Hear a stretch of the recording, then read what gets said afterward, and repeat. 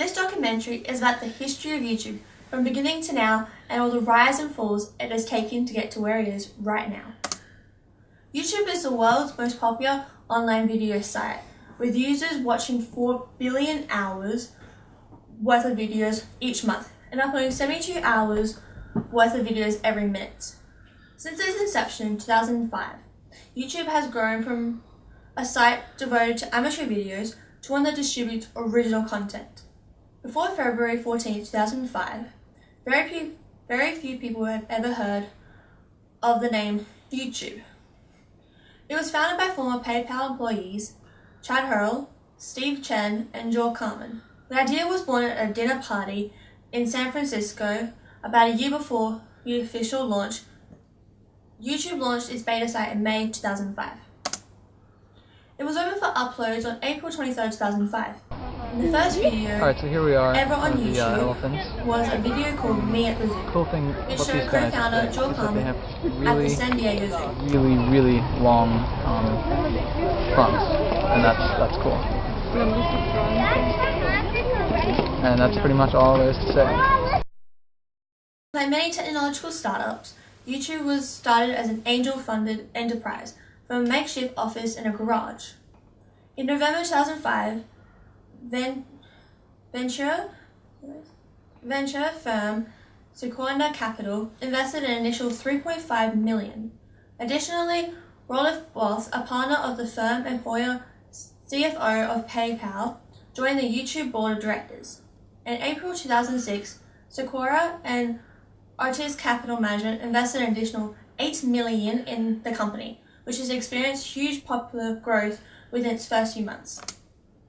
During the summer of 2006, YouTube was one of the fastest growing sites on the web, with more than 65,000 new videos uploaded and delivering 100 million video views per day in July. It was ranked the 5th most popular website on Alexa, far outpacing even MySpace's rate of growth. The website averaged nearly 20 million visitors per month, according to net ratings, with around 44% females and around 56% males. The 12 to 7-year-old age group was dominant for watching YouTube videos. On October 9, 2006, it was announced that the company would be purchased by Google for US dollars, which is $1.65 billion in stock. The purchase agreement between Google and YouTube came after YouTube presented 3 agreements with media companies in an attempt to escape the threat of copyright infringement lawsuit. YouTube planned to continue operating independently with its co-founders and 67 employees working within Google. The deal to acquire YouTube was completed on November 13th. At the time of reporting, Chad Hurl's profit was more than $395 million, and Steve Chen's profit was more than $326 million. Fast forwarding 77 years, many channels were made and started climbing the ladder of popularity. In March 2013, the number of unique users visiting YouTube every month reached 1 billion. In the same year, YouTube continued to reach out to mainstream media, launching YouTube Comedy Week and YouTube Music Awards. Both events were met with negative to mixed reception. In November 2013, YouTube's own YouTube channel had surpassed Felix Keisenberg's, or aka PewDiePie's, channel to become the most subscribed channel on the website to date. This was due to the auto-suggesting new user to subscribe to the channel upon registration. Fast forward to 2016, we hit a lot of huge bumps in the YouTube road trip. First, the Jimmy Kimmel incident, where Jimmy blatantly calls anyone who watches YouTube a bunch of 12-year-old boys.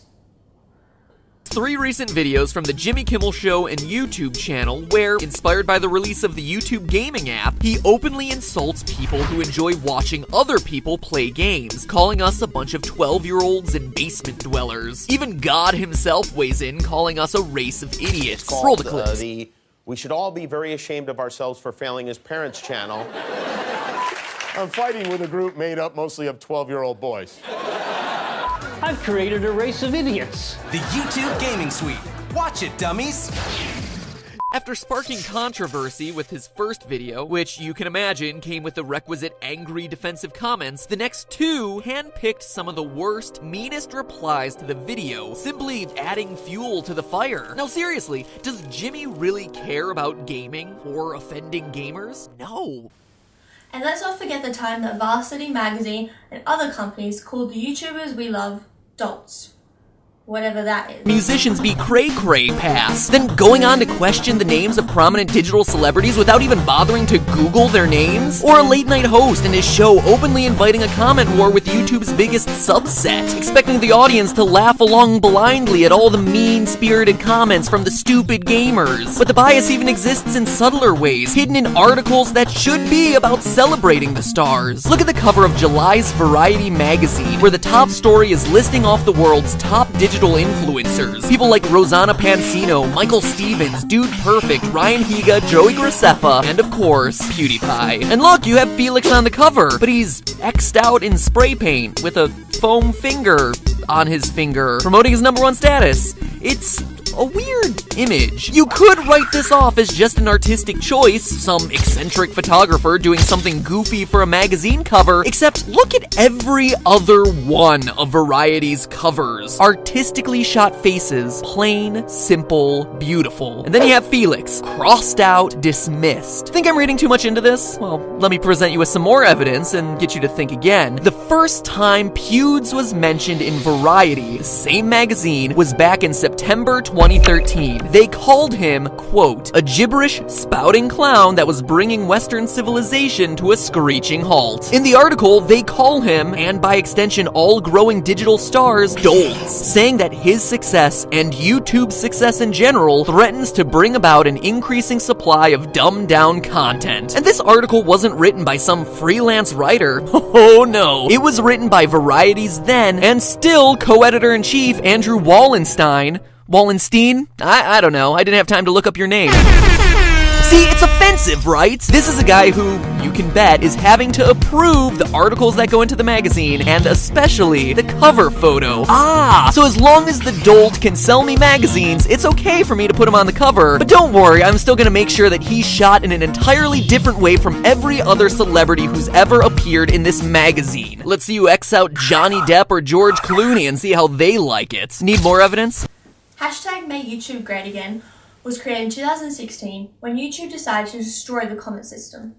From the eyes of viewers who don't comment, you wouldn't notice this very much. But when YouTubers and viewers who comment daily on videos, they notice that it is hurting the way that YouTubers talk to their fans. If you don't believe me, I've got one of the fastest growing YouTube channels, Jacksepticeye, to comment on the situation. YouTube system has been lately, and it's kind of getting me down as well, because we used to have this super strong connection on the channel where everything was like, yeah, Jack's the YouTuber who answers comments, Jack's the guy who interacts with people all the time, he's really nice and everything. And then YouTube systems changed, and while I didn't change all that much, I'm still answering comments every day, I still answer just as many comments every day, but because the YouTube system has changed so much, now people think I'm not there, and people... But not only has that happened, but these rules could mean that the end of YouTube Let's Plays. So over here. So YouTube Let's Plays is gameplay walkthroughs and other YouTube and gaming related videos. No violence is one of the rules that sticks out for YouTube gaming videos, as many video games these days have some form of violence, with a good percentage being strong violence. Even profanity from a video game will cause a video to qualify for advertisement, which means no money can be made out of this video. YouTube, since 2015, YouTube hasn't all been bad news. YouTube has celebrated its 10th birthday in 2015, and in something called YouTube Rewind, in YouTube Rewind, they show all of 2015's best videos and most watched songs on YouTube that are played on YouTube. They play in YouTube Rewind, as well as videos dating all the way back to 2005 to celebrate the release or the starting date of YouTube. Not only that, but each person in this video that you can see gets money from the videos that they post, ranging from $1,000 to $2 million per video. The person paid the most out of everyone on YouTube is the person that we talked about before, PewDiePie, who was paid $12 million per year. This is per year. And he has been uploading videos onto YouTube since April 29th, 2010. So the people in the videos, this is their job. The way to pay rent, bills, to have money in general, to feed their kids, etc. Because of YouTube, they now have their spouses, their best friends, the closest friends they've ever had. They can do things they've never thought they could do in their wildest dreams, like go on tour, go to different countries, go and meet all these cool people, and meet us, the fans that they have spent so much time with. Some of the celebrities were founded on YouTube. For example, Justin Bieber, Carly Rae Jepsen, Susan Boyle, Carmen, Cody Simpson, Avery, and Phil DeFranco, just to name a few. YouTube is a great website where we share all these videos and everyone comes together and shares their positive and negative thoughts. So, what do you guys think of YouTube now that you've learned some history about it?